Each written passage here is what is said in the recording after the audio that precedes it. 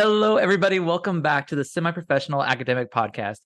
As always, I'm your host with the most hatchets buried, but I keep maps of where I put them, Jacob Watts. And joining me today is the lovely, the super talented, and such a kind soul, Nick Surette. Oh, that was so nice. Oh my gosh, you're welcome. Thank you so much for joining us on this week's episode of the pod. Oh, yeah, my pleasure. I'm absolutely stoked to be here. I love listening to it every week. Oh my gosh, a guest that actually listens to my show. Shocker. I know. I listened to like 2 episodes this morning, like just to remind myself the structure of it all. There is no structure. Any Exactly. there is no the structure is that there's no structure. And that's the whole thing. But no, I'm being so serious, and like this is no tea, no shade, just facts. So many guests on my show have never watched it. What? It's Yeah, such a good podcast, though. I know. And like for an indie podcast, like I think we're doing great. I just kind of love how it's like this anthology of experiences from like post undergrad education. And it's very interesting to see everyone's perspectives.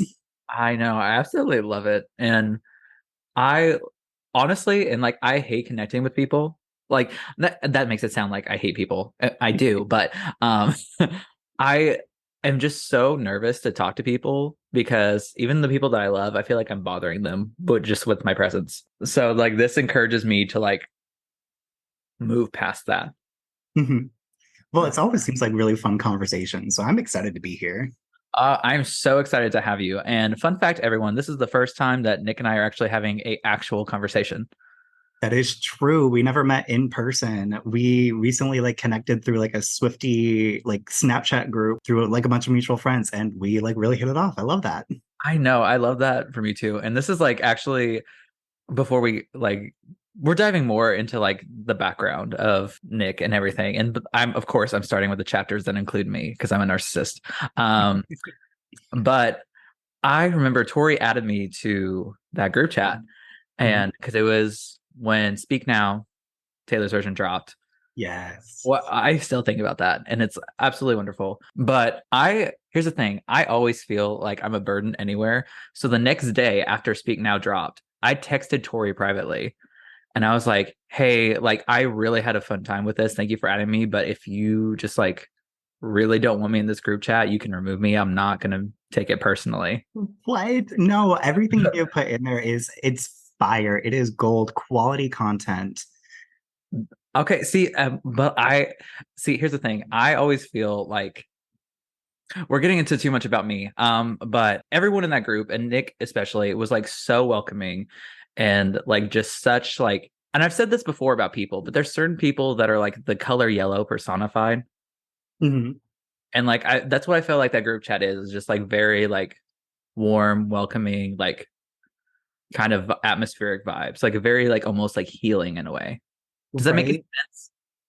Yes. No one goes into that group chat with any hostility. Everyone leaves it at the door or at the lock screen on your phone, I guess. And it's just a warm and inviting space. I love that. I love that we could all get together and talk about big things like Speak Now Taylor's version and the 1989 Taylor's version. Very Oh, excited about I'm so excited to be so annoying. it. Oh, same. My husband already can't stand me. Oh, Andrew. He'll get over it. He'll get over it. Oh, did you see? I sent you guys the thing about how the S, like the second S in Taylor's version, looks like a The snake. snake, yeah. Like Ugh. that's real. That's from Taylor Swift's like actual Instagram. I screenshotted that. Oh my God. I mean, I have felt for quite some time the Reputation is definitely coming next. I wish it was debut because I kind of just want to see that. The Reputation is going to be very exciting. I honestly, I feel like Reputation and Debut have the most potential to be the biggest re-records. And like no shade, but Mhm. Debut, her first album, now 17 years now since she made it. Mhm. Like just that would be fantastic. Reputation, that album got snubbed so hard. It did. And like I love Reputation, but I will say it's probably like the record that I have that I probably play the least. But it's so good. It's so good. Like some songs in there slap, like Clean. Oh my God, Clean made me cry the other day. Is that on Reputation? Am I bad? Cleans on 1989. Listen, I'm a Fake, newer Swifty. I fake joined on the Swifty, folklore bandwagon. fake Swifty, fake. No, I don't think that's like. I don't know. I feel like the real bandwagon are the people who hopped on during like the Red re-recording. Oh, yeah. I mean, I love them. I love that they're here. I love what they're bringing to the table. But I mean, I can't speak from like a debut Swifty time period. But when folklore came out, like mid-pandemic, I was on it, in it. Yeah, I'm a debut Swifty. Like Picture to Burn was like, yeah, I'm on board. Yep. Uh, Yeah, but I could talk about Taylor Swift all day, and I probably will. But back to my guest of the show. I'm being so rude. I'm so sorry. no, you're fine. So, Nick, for the people who may not be as familiar with you, present company included to some extent, can you give us just like a little bit of background information about you, your career, your life? Like, of course, what you feel comfortable with. Yeah, absolutely. So hi, my name is Nick, and I grew up in central Indiana. I went to Carmel High School and then briefly attended IU University in Bloomington before transferring up to IUPUI. Got my bachelor's in psychology, and then went and worked at a locally run real estate firm for quite a bit of time, and then switched over to home inspections. Tried my own entrepreneurial business for a little bit, and then went back, got my master's in business administration with a focus in data analytics. And now I work on database construction, so which is a lot of fun. I really enjoy it. That sounds so cool and impressive, and I understand very little of that, but like it sounds like so cool. Like it just sounds, and not to sound like an idiot, but it just sounds smart.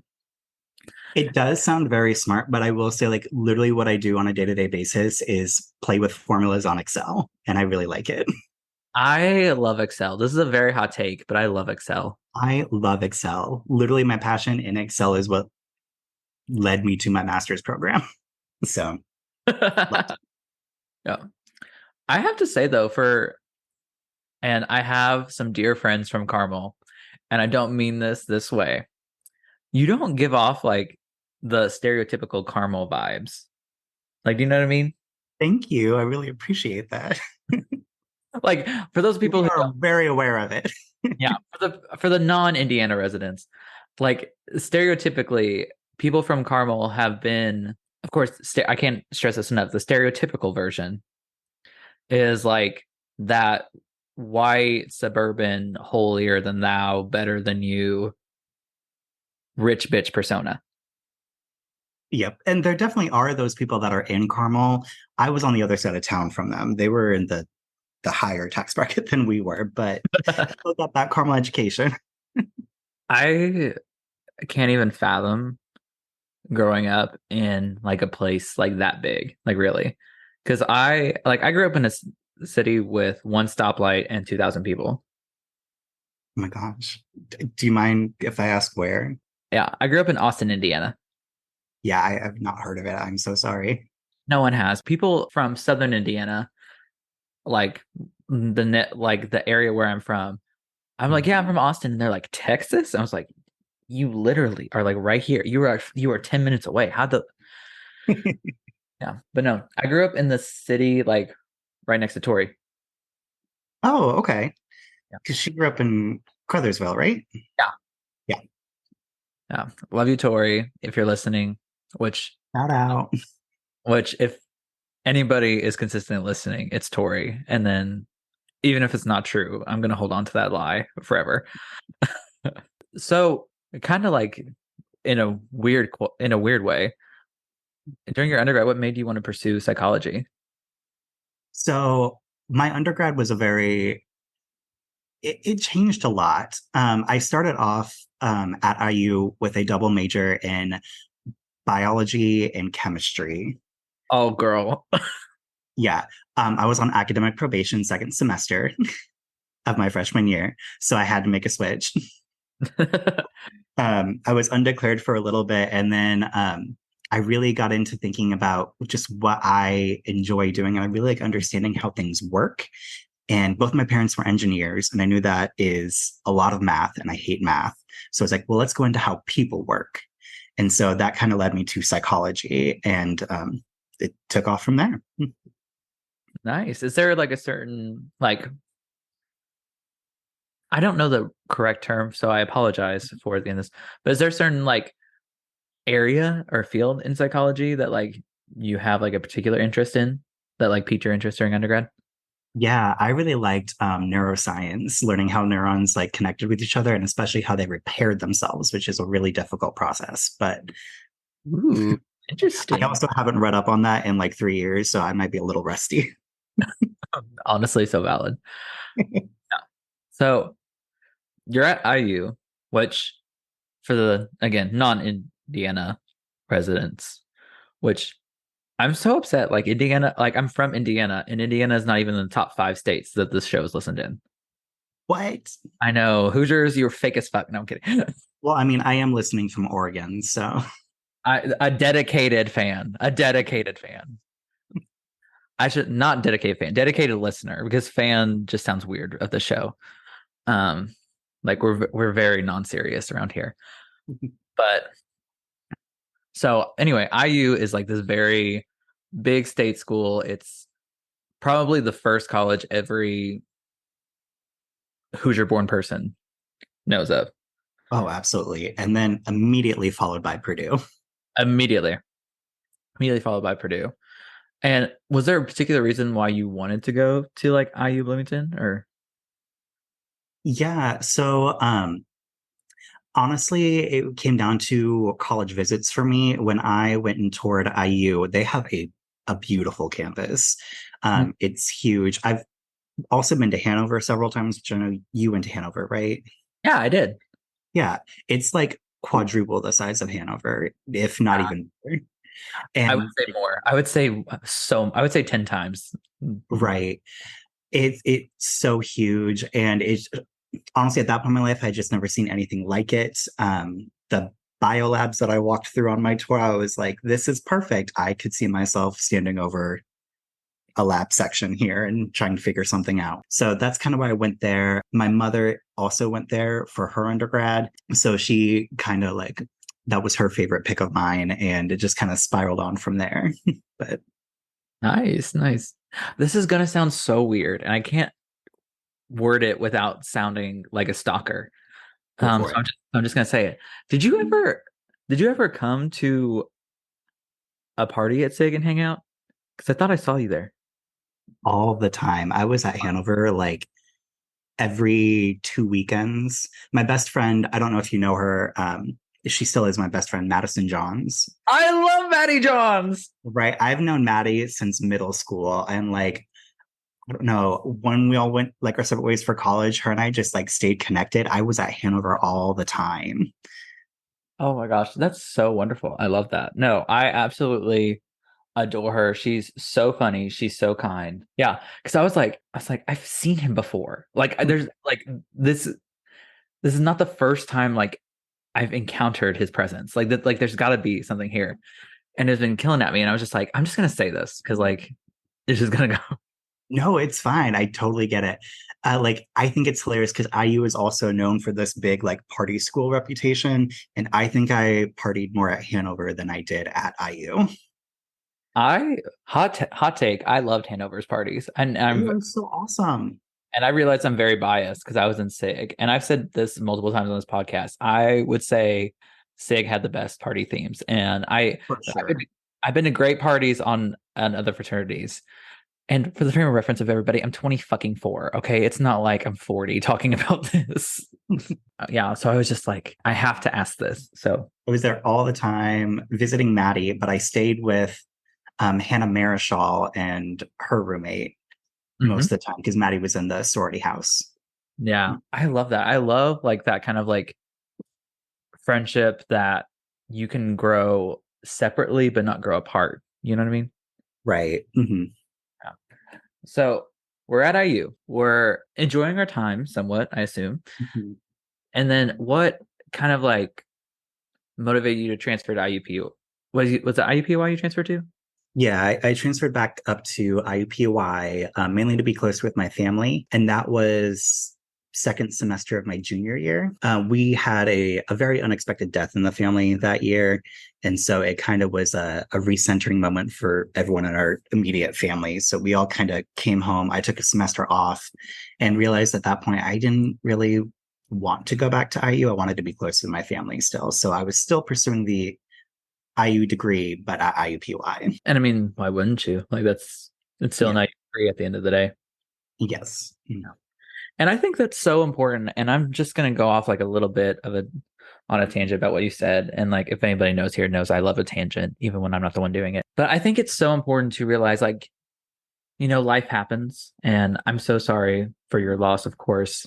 I want to like make that be known. And I think it's so important to just recognize when you need that like recentering moment or Mhm. just to take a breath and take care of yourself and your family and all that stuff. And I'm just glad that you were able to recognize that that's what you needed. Yeah. So, and it was a difficult time for my family because it was the first like significant death that like me or my brothers had to like process at the same time. Like we, up until that point, we have not had to deal with it in our family. So it was a very like kind of what do we do kind of vibe. So I'm very bad at these kinds of conversations because I never know what to say without sounding like an absolute asshole. no, it's absolutely fine. Honestly, it was a hard time, but some really great things came out of it. Like I once I transferred to IUPUI, I met my husband. We fell in love. We built our lives off of each other at that point and got our degrees and then started building more. Okay, because I'm nosy, and so we kind of know already. But walk us through how you met your husband, please. I'm so nosy. Well, do we want the messy version or like Uh, the clean version? Messy, of course. Like, come on. My viewers are tired academics or academics struggling to get into industry or academics who just don't know what's going on or academics recovering from academic trauma. That one's me. Mhm. So we love a messy version. Everybody who's tuning in right now, say nothing if you want the messy version. And this is so funny because it's recorded, so no one can say anything. So Right. It's like, oh, I can hear the crickets. All right, let's spill the tea. So I actually met my incredibly loving and smoke show of a husband, Andrew, when I was still at IU. We met on an app. He was visiting the area for some reason at that time, and we connected. We went on a couple dates. Things started getting a little serious, and one night I drove back up to Indy to see him because he was at IUPUI at the time. Drove an hour and a half up to Indy to see him. Got there, broke up with me on the spot. I say this as if it doesn't end happily ever after. Like this is crazy. Right. No, I was so mad because we were getting really serious. We were getting really vulnerable with each other. It had only been like a month at that time. Like things were going fast. We were on track to be U-hauling it in my mind at that time. You were on lesbian timeline. Exactly.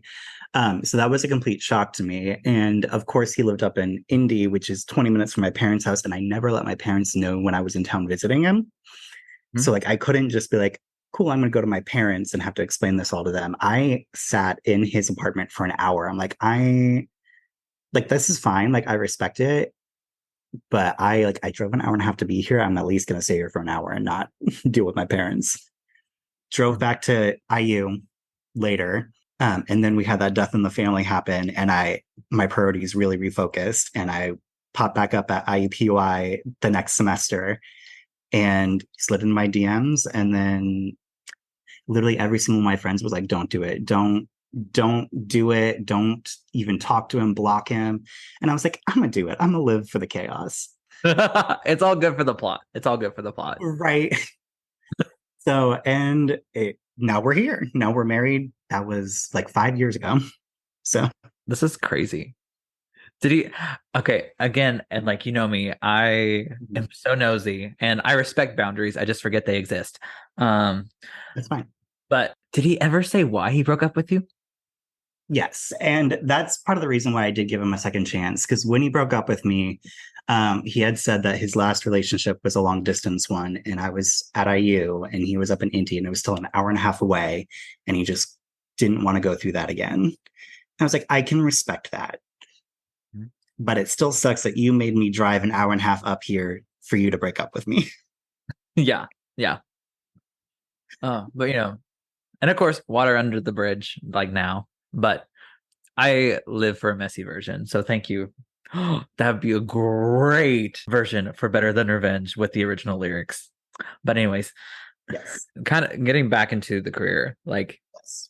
messiness aside, we get to IUPUI, and what was it like kind of transitioning from No, you're the fine. psychology department at IU to IUPUI? I mean, like obviously it's like I would assume it's like a very similar curriculum, giving like it's like a sister school. Mhm. But like, was it? Did you and like you were a second semester junior credit wise at that point? So like, did you find the transition like okay, or was it still like a lot of like adjusting? I I found the transition very easy, actually. At that point in my academic career, I had most of the hard subjects for my psychology degree out of the way and done for already. So I got to just pick my electives and fill my major requirements once I got to IUPUI. And of course, I had like those boring classes that were like ethics, which are important but boring. Um, Facts. so I just took a bunch of like filler classes, but I did grow a lot closer to the professors at IUPUI a lot faster than I did at IU. So Mhm. I thought that was very interesting. The ones at IUPUI really wanted to get to know us more as students. So, I love that. And mhm.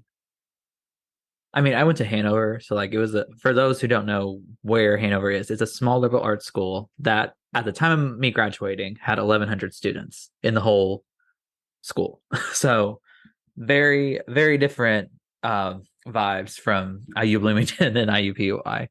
So I mean, my professors knew like who I was. They knew like my personality like immediately. So like when and really can attest, there's a lot of benefits in like having that connection with your professors because not only are they can like kind of like more interested in you, so like they know who you are because it's like it's you have that connection, but also I think simultaneously like you want to try a lot harder, like to really get the material, really be like that good student or like blooming professional in your career because you have that connection with them and you want subconsciously to impress them, I think, but I don't know. Yeah. I always thought it would be amazing to get close to my professors. And at IU, I tried really hard, but there were like 300 people in every one of my lectures. And we're all trying to get close to the professor. And they're like, nope, just talk to the TAs.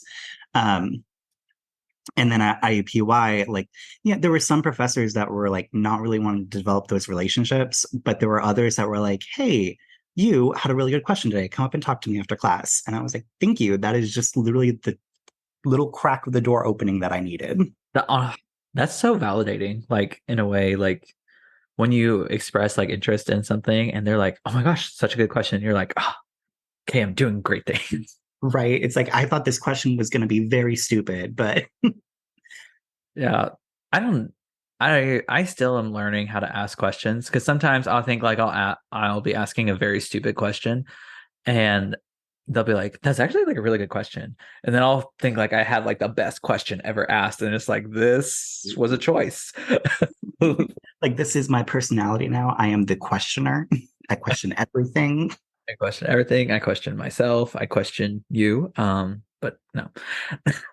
So uh so we graduate from IUPUI with our degree in psychology.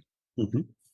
And then what was the plan, or did we have one, or like how did we transition from the student to post grad life? Yeah. So once I graduated with my undergrad in 2019. Literally a few months later, COVID hit full swing and like the world shut down. And it was great. But at that time, I was working part time at a home inspection service company that inspected houses for people who were buying and selling them. And a door opened up for a real estate team that was looking for a new agent. And I was like, you know what? I think I can do that. And real estate in Indiana was deemed an essential service during COVID, so I could still work. So I got my license and kind of became a realtor for like 2 years, and then switched back to the home inspection company because I hated living off of a what's it called? Commission check? Yes, thank you. I was thinking compensation. I'm like, well, no, it's a type of compensation, a commission check. I hated living off of commission. Um, so I went back to a salary job, and there I kind of revamped the inspection company's like database and how they process their information. And the CFO came up to me and was like, "You're really good at this. You should maybe look into something with data because that seems to be your strong suit." And so started looking at some programs and found an online program at USI, or Southern Indiana in Evansville. And not to interrupt you, but I'm going to interrupt you. Do That's I want to just talk to like the CFO, like giving you that compliment, be like, you're really good at this. Like you should like, what was that feeling kind of like having that validation in the workplace that like you were like doing such a good job? Right. It felt incredible at that point. I mean, it was a smaller office. So like literally the three people who were in there consistently were myself. I was the office manager at that time, the CFO and the CEO. We were the only three people consistently in the office. So we knew each other really well. But they never really talked about my work. And I figured as long as they didn't come to me to talk about it, everything was fine. So when she made this approach to me and was like, "You are doing like exceptionally well at building up our databases and how we find information within our own system, I think you should pursue that." It was exhilarating at the time. I was like, not only am I getting praise for like the first time in my career, but it's like a push, like a good push. I wonder what that's like. But oh my gosh, that's so wonderful. And like I don't know exactly how to ask this, but given that with psychology, there's a lot of in like certain fields of it, I'm not gonna pretend that I'm an expert because I'm definitely not, but there's always like the analysis, not just of like data, but of people. And did you find that skill like useful, like as like when you're in your office manager, when you're in your real license, like did you ever like try and like psychoanalyze people like low key to like I don't know if that's a correct term to use or not, but No, I totally get what you're asking. And yes, I did it on a daily basis. yes. Yes. Like, Oh, I know I was not qualified to do that on any kind of basis, but I did it daily. you had a degree. I had a degree, but I shouldn't be practicing. But No, we're not practicing means we're charging. We're interning. you're right. I was being philanthropic. It was free of charge for anybody. Oh my god, I was being philanthropic. This is gonna be me when I complain in my lab over anything. It'd be like, Jacob, we didn't ask for your input. I was like, I know, I'm being philanthropic. It's free. Oh, I love that. I'm stealing that, by the way, just letting you know. Do it. This is a good one-liner. I'm proud of myself for thinking of that. That's so good. You ate that, left no crumbs. Oh my gosh. Nick, you're part of we're the same generation, aren't we? I was born in 99. I was 97. Okay, yeah. Yeah, that's what I thought. That's what I thought. So, as Gen Z in the workplace, there's a lot of like terminology that like our bosses don't know. Yes. Do you ever feel like responsible for educating not the youths, the groans is what I call them? The groans. I don't know. Part of me thinks it's funnier to leave them in the dark and watch them try. That is very funny. Because I'm a big proponent of like, if you don't know how to do something, try it first, and then we'll talk. So, Yeah. but like, I don't know. The groans that I worked with at like my serious like career like jobs, they never really tried to use like any like Gen Z lingo, which I also thought was weird because when I would subtly drop it in, they would like full stop, and then be like, you could see the wheels turning. No, same. Like today, this is actually really funny, and I bring it up because I used it today. My PI in my Mhm. lab, she's like early 40s, so still pretty young still. Like nothing like she's not like 90 years old and like or anything, but she has a son in high school, and he was like telling her the lingo and everything. And I was like, "Oh, did he tell you about ate that?" And she goes, "What?" And I was like, "No, like when you ate that, when you say like someone ate that, that means like they crushed it, like they did a good job, like they like They left no crumbs. There was nothing to pick at. yeah, like no notes, no notes at all." Right. And she thought I was lying. She's like, "Is that a thing?" And I was like, "Yeah." And our lab manager is 22, and so like I'm only a couple years older than her, and she was like, "Yeah, no, that's a thing." And then Ryan, who's in his 30s and a PhD student, I had to say this age. So like there was like that intermediate between me and the PI.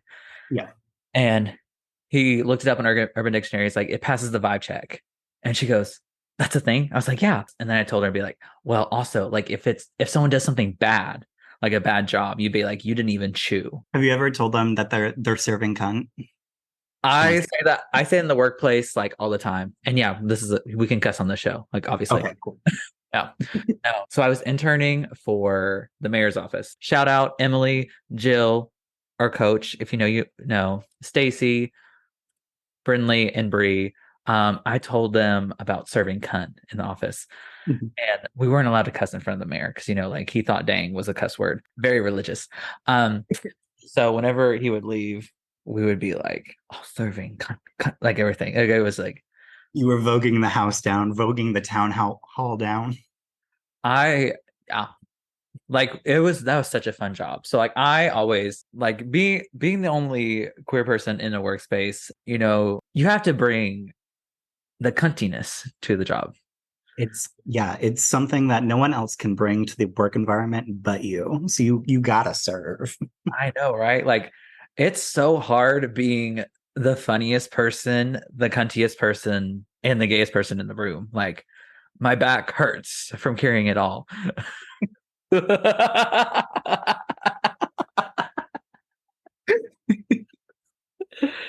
Oh my gosh. No, but that's so true. Because like I know I said previously that at the home inspection job I was at, there were only like three people consistently in there, but directly behind me there was a desk for a marketing director, and when she was in, like I was the one who like dealt with complaints all the time, so I'd like put the phone down after speaking with an angry customer and was like, "Dang, she got a fork shoved up her ass so hard."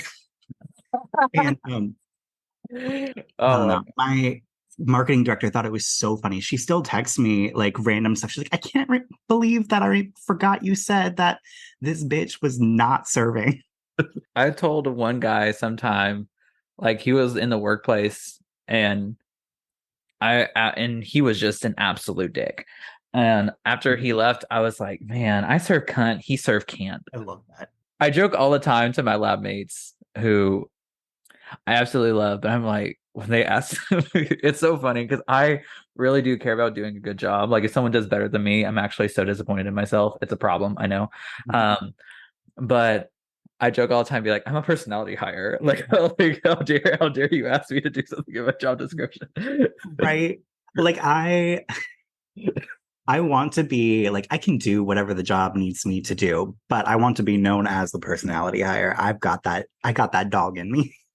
Yeah.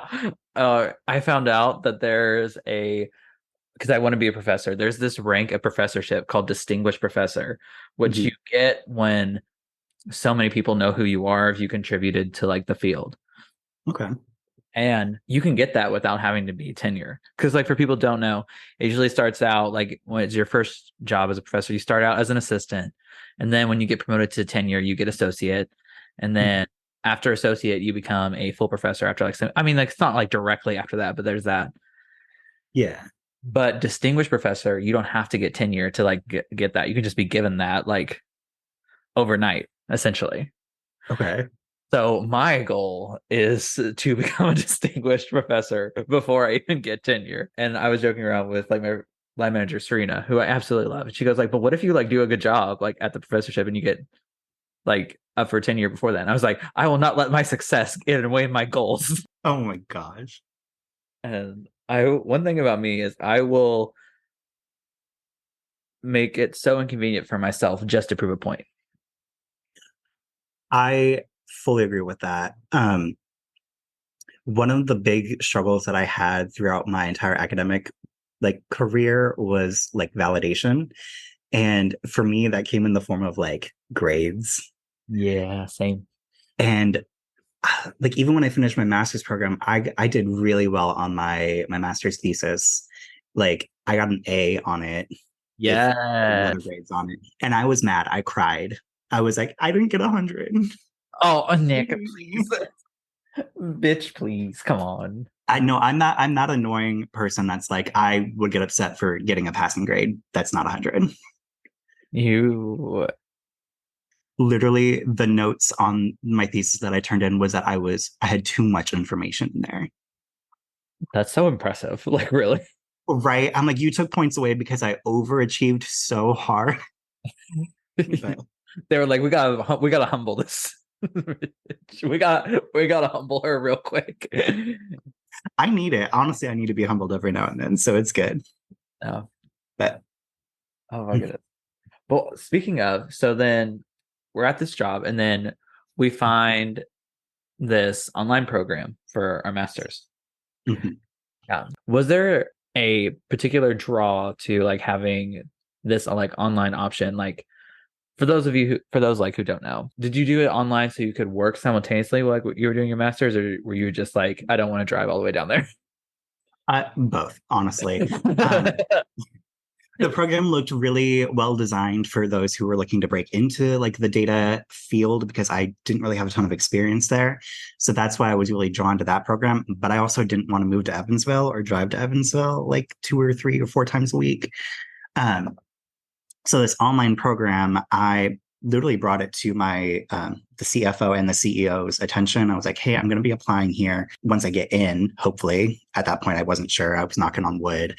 But I brought about the topic of like reducing some of my hours so I actually had like more time to work on it depending on what the workload was going to be, and they were fully supportive. We worked out a really good schedule once I knew what my hours were going to be for school, and they were willing to give me some flex time depending on like semester changes. So it was a really good situation for me to be in. So I could still work full time, but still have plenty of time to work on my school. But there were plenty of nights I was up to like 2 or 3 in the morning working on stuff and had to be up again in like 4 hours to go to work. When plot twist, Nick's schedule actually inspired the Midnight's 3 a.m. edition album. Literally, if it had come out like while I was neck deep in that time of my schooling, it would have changed everything. And like obviously you were working like during like you were working a full-time job during your master's, so obviously like, there was a little bit of difference. But like what do you think was the biggest distinction between grad school and undergrad for you? No, for me, like the biggest difference that I like noticed was that yes, I had like people I could talk to and like reach out to for questions, but I couldn't like physically see anyone going through the process with me. So I felt very alone in my studies. And so when I like had to be like, oh no, I can't go to this thing tonight. I have to work on a paper. I didn't really know of anyone to reach out to at that time to be like, hey, can you like relate to this experience at all? It was very different. Um, a lot more individualized than like attending in person, I would say. Real you're on your own kid vibes. Really, you're on your own kid vibes. Oh, so we make it through the great war that is grad school, and then comes the thesis. Yeah. What was the thesis on again? I know you told me, but I slept since then. Yes. So the thesis that I had, I basically had to create a database and build an interactive dashboarding program to pull from that data and just make sure everything worked. It was the first one I ever actually really had to do on my own. So it was very hands off from all the professors and the TAs. The only thing that they commented on was whether or not my data was good or not throughout the entire process. So what I just focused on was real estate factors in central Indiana. So I built a database using my company's data, like the database they already had. I was able to pull some non-sensitive information from that with their approval and work that into my thesis to figure out what areas of like the Indianapolis market were hot in real estate, which ones were cool, and maybe which areas could stand to use more marketing efforts from the company in order to be more successful, like in the next quarter. So, and it was really cool. I really enjoyed playing around with it. That sounds so cool. Like really. And of course, like every thesis is important, but like this one actually feels like very like applicable and useful like immediately for people to do. Right. And like my whole program was gearing me towards this like database construction career path. So they're like, hey, if this is what you want to do, build a database and we'll tell you if it's good enough or not. So, and it was great. I really liked it. I was geeking out over it like several weeks. And Andrew had to tell me at one point, he's like, I know you're excited, but stop talking to me about it because I don't understand. He's like, love that for you. Love that over there. Supportive, but like uninvolved. Which is fine, which is totally fine. Wait, oh my gosh. I'm putting that in my Tinder bio. Supportive but uninvolved. Oh, that's so funny. So, because like for my thesis in my master's, I had to defend it and like present over it. Is that like how it was for you? Or like did you like kind of like submit it and then people gave you your feedback and then you submitted it again after their feedback? It was more like the second time. Like I submitted it, they gave me feedback, submitted it, gave me feedback. The third time I submitted it, they told me to just start over. Oh, oh no. So and then by the time I turned it in like for the fifth time, then they're like, this is great. Like you have done well. Like, and the deadline was approaching up at that point too. So they're like, you really don't have time to do it, and this is good enough. But Oh my goodness, so real. Honestly, I wish that like no tea, no shade, but like I know my advisor did not read my thesis before I presented it because after I presented it and defended for my program, I don't know how this works, but like for bio, I literally wrote up a thesis, sent it to my committee, defended it. They asked me questions. I passed my defense. And then I had to physically submit the thesis and that like into the thing. And I knew he really didn't read it because after the whole thing, he caught a typo on the first page. what? Yeah. So like the paper that I actually wrote my thesis on, that I submitted to him, that I emailed it to him in late March, early April. He caught a typo on the first page in like June that I had already caught and submitted in like the multiple later drafts that I sent him. Oh no. Yeah. But like my thesis defense was so wild. Like I, for example, this is gonna sound so bad, but like after like because you know, like when you're asking questions, nor you're not asking questions, but like people are asking you questions like over what you did. And I had some people join via Zoom just because like it was like in the summer and people were leaving. So I was like answering questions. Nobody had questions like in the stands. And so I noticed that there was like some chats like in the Zoom box. I was like, oh, gotta check. And it was like people congratulating me. And I said in front of the department, in front of the like head of the graduate school, be like, oh, just people telling me congratulations as I deserve. Love the confidence though. Like you're like, you know what? I ate. I I, ate. I deserve this. yeah. And everyone laughed. And I was just thinking like, wow, this would actually be so funny if they all thought I did horrible. And I was just so full of myself. But like, congrats, you are the worst one. Yeah. Well, no. And here's the thing. And like, Nick, you kind of like speak to it, but like my advisor was very hands off.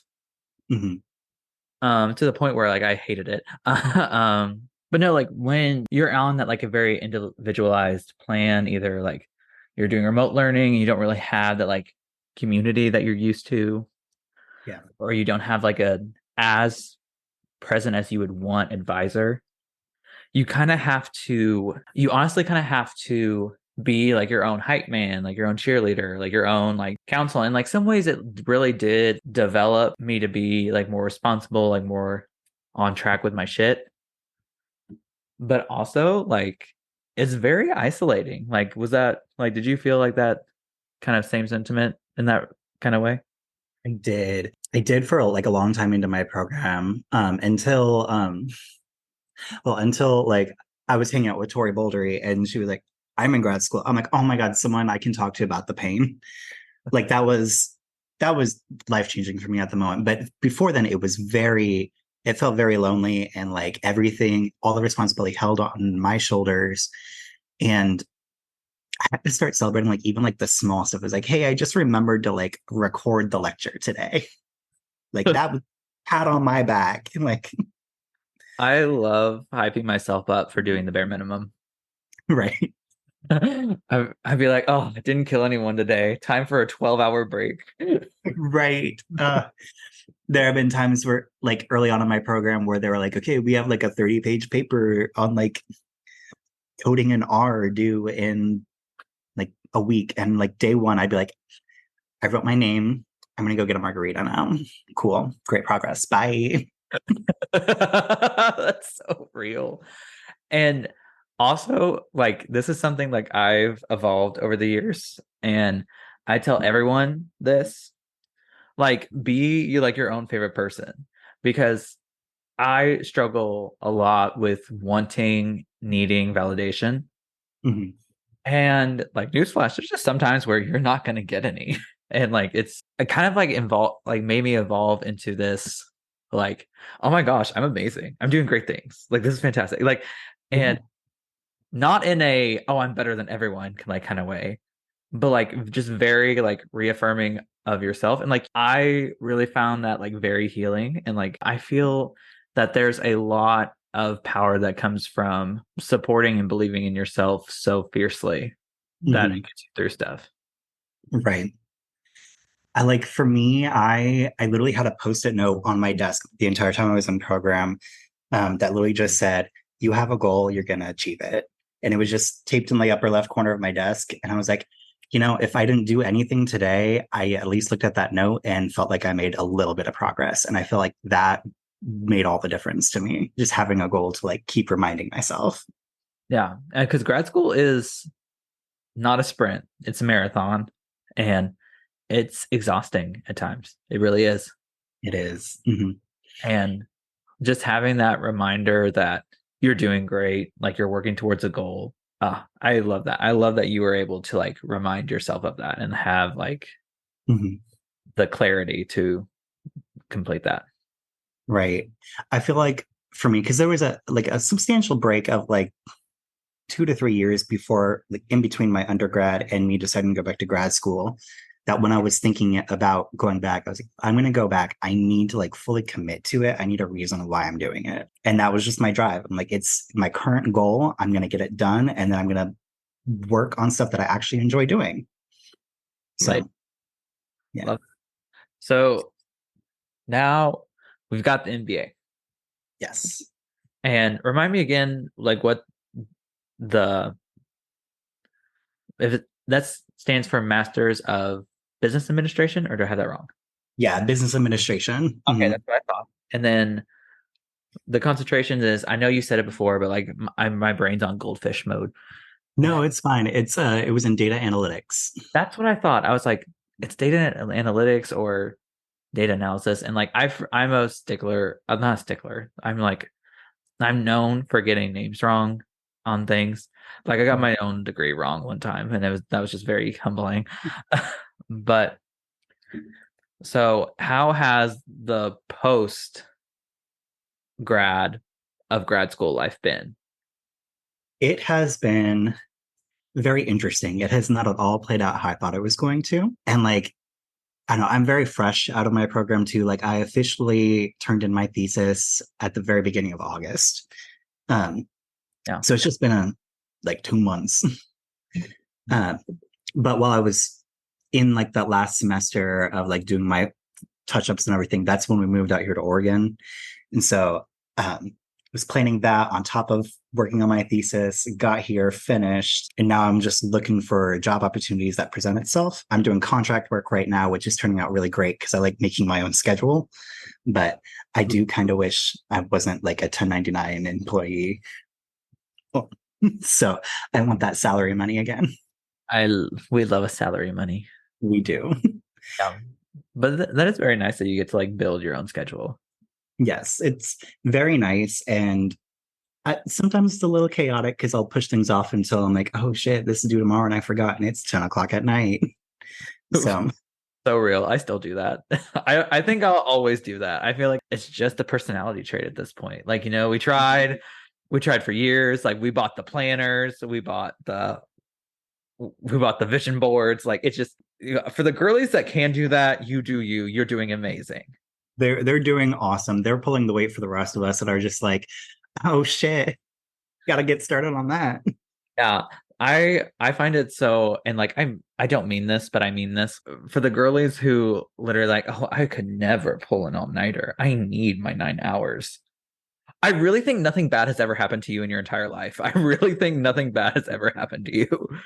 I would agree. 'Cause how do you not do that? How do you get to like this point in your academic or professional career and not have had to like pull an all-nighter at least once? I I just genuinely think that either you are built so entirely different, or stress for you means you have an exam on Monday and then another one Friday. And like that's stressful as your life gets when I hear that. I would have loved that.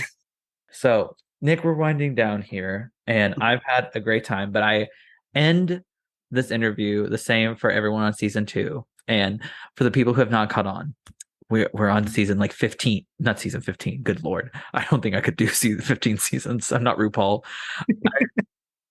We're about like 15 episodes in of season 2. If you could go back in time, Nick, Mhm. and give your younger self one piece of advice in your academic or professional career, what would you tell yourself? Um, don't wait 3 years in to get a therapist. Oh, Um, real. I'm kidding. So real, so real, so real. It's always the men who don't go to therapy that send us to therapy. Right. But really, it would be, try to have fun with whatever you're doing because for a long time, I wasn't looking at the fun aspects of like my academic career. I wasn't looking at the like, the club opportunities afterwards, or like even just being like going up to a classmate like, hey, do you want to go get a cup of coffee and talk about class, exchange notes, and build those relationships and community. Um, so just have fun with it. Make sure you get your shit done, but have fun with it. That's such good advice. Honestly, I feel like that's advice I would give very much to my younger self as well. Like you don't need to be serious all the time. There's no need for that. No, Life is serious. no one's giving you an award for being the most serious. Like, Exactly. what's going on here? Like, and I just realized about myself, like I'm a very like I get shit done. Like I really do. And I care about doing things well. But I'm a very lighthearted person at Yep. heart. I feel very deeply and I have my sad bitch hours, as we all do. Yep. But like I'm a very lighthearted person, and like I feel like I got a lot better academically and just like mentally and emotionally when I stopped trying to suppress that. Yes. Don't cut yourself out of it in any way at all. Like all of you you're pushing yourself through this process and make sure all of you gets to experience it. Yeah, facts. Oh my gosh. That is that is so good. Well, Nick, before we go, is there any piece of advice you would directly like to say to the groans or the youths, whichever audience? Ooh. Ooh. I don't know. To the groans, I would always say, keep an open ear when people come to you for like advice, suggestions, whatnot. Don't immediately be like, that's not how we do things. Yeah, Like life has changed. It's okay. We'll hold your hand through it. Trust the youths to know yeah, what they're doing. yeah. Nick, thank you so much again for joining us. I had an absolute blast with you on this week's episode. It was so much fun being here and just kikiing. So thanks for having me. I love a kiki, always. And for everyone at home, just remember life is just a classroom, and I do not get paid enough. Good night, everyone. And also, please go and rate us and give us our reviews about what you guys want to see. Because I don't know, I may cancel the show after season two, might do season three. We might be doing this every year until I die. Who knows? But give us a rating. Let us know what you want to see. All right. Bye.